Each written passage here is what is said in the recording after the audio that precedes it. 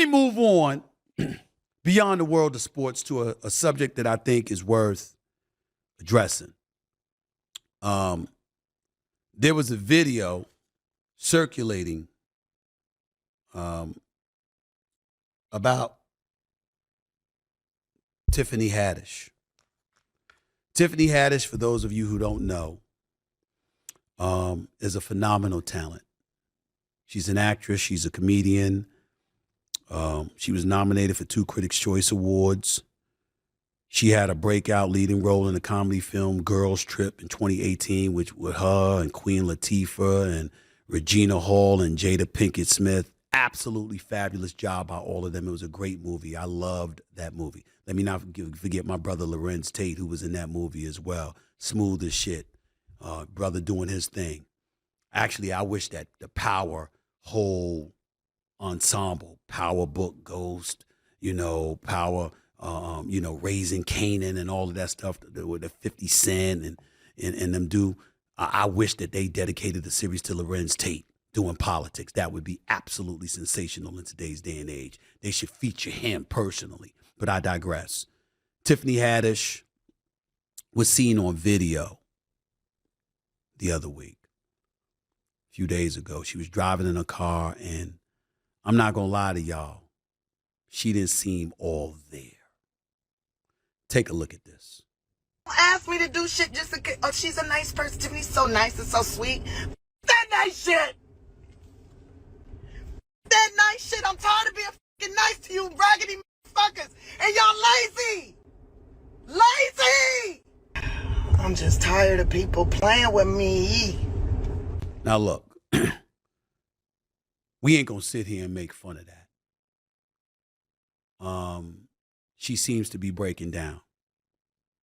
I hope that's not the case.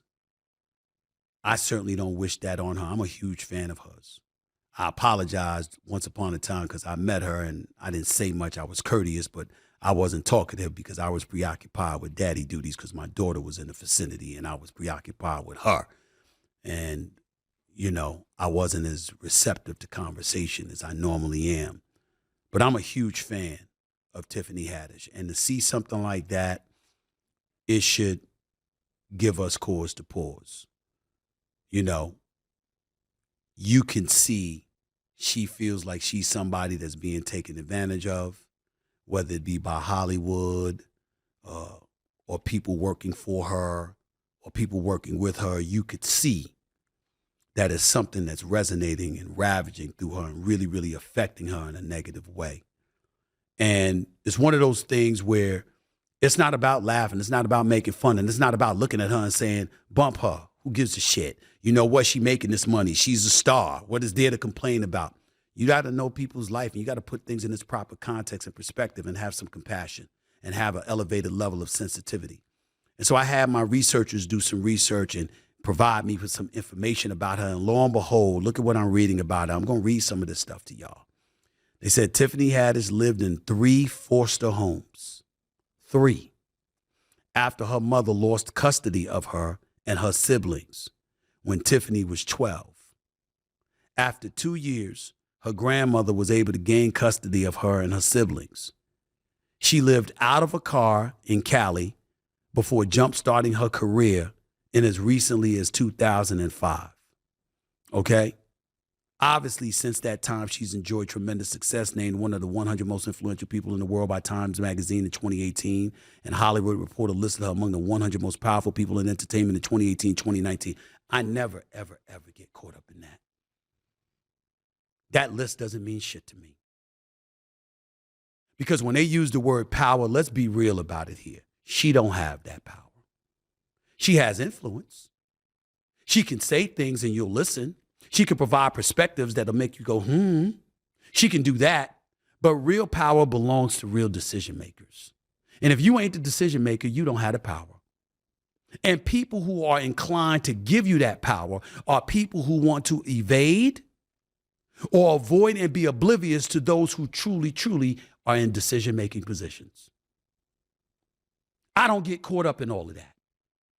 Because that's a way for people to offset the culpability and the responsibilities that are on their shoulders so they could throw it on your shoulders.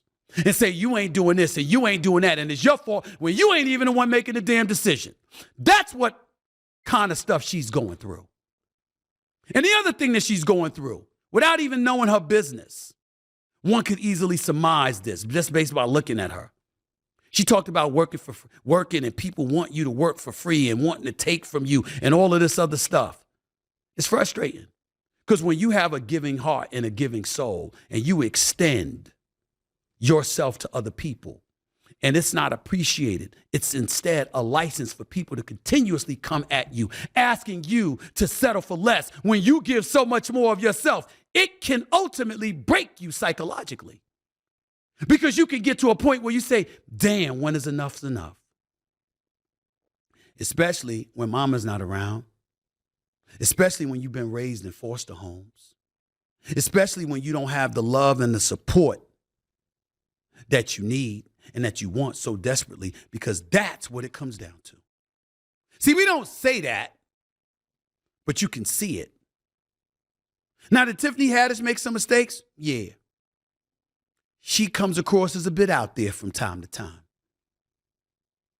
Flaunts a little bit too much, always on per se, because the camera's rolling. And so as a result, I got to be Tiffany. I can't just mellow out. I can't just step back. I just can't say, all right, that was for the camera, but now that the camera's off, this is my life and this is how I want to live. Step back, fall back, leave me alone. So when she was dating Common, everybody knew. You know what I hate about that? We also knew about it when they broke up. See what happens when people get all in your business? When you allow it? I'm going to tell y'all something right now. You know one of the proudest things that I love about myself? You know one of the proudest things I love about myself, seriously?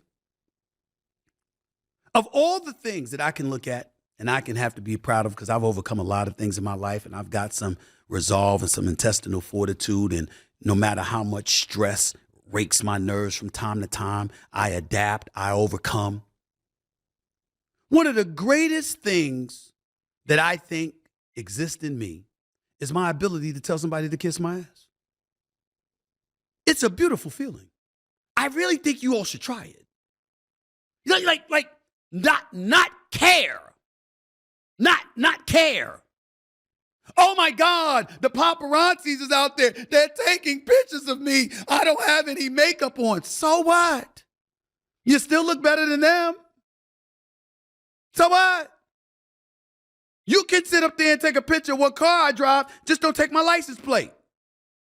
Because then I'm going to be ready to go at your ass because I don't like that. That's my privacy. But the car I'm driving, look, I ain't driving it in the garage. I'm driving it in the public. I expect it to be seen. It's cool. But we care about everything. And Hollywood is most guilty of that.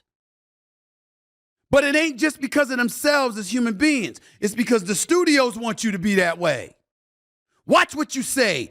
Watch who you say it to. Watch how you carry yourself. Because it could affect viewers. It could affect customers. It could affect everything that we're trying to do.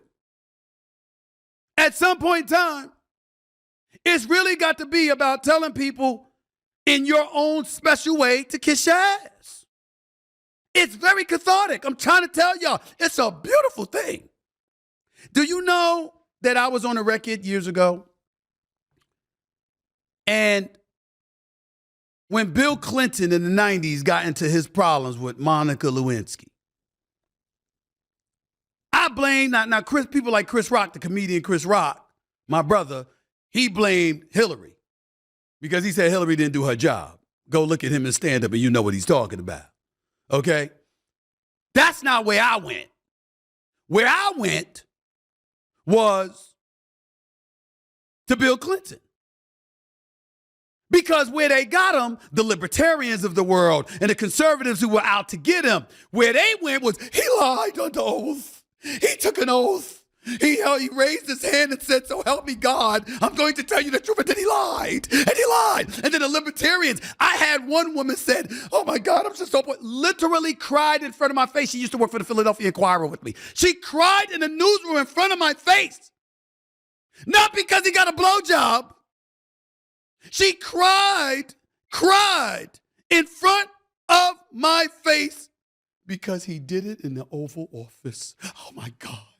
It was the Oval Office. How dare him do something in the Oval Office? The Oval Office is sacrosanct. I mean, the Oval Office is a special, special thing. That's the Oval Office. My man Rich Paul is out there. I see him. Carmen, go let him in. Let Rich Paul in. You know how he is. Let the man in here, please. Okay? Rich Paul, noted super agent, representing LeBron James, Draymond, and all of that other stuff. You know how he is. Got a new book out, by the way. Y'all should go get it. The point is, I digress. Getting back to the issue at hand. She wasn't complaining about what he did.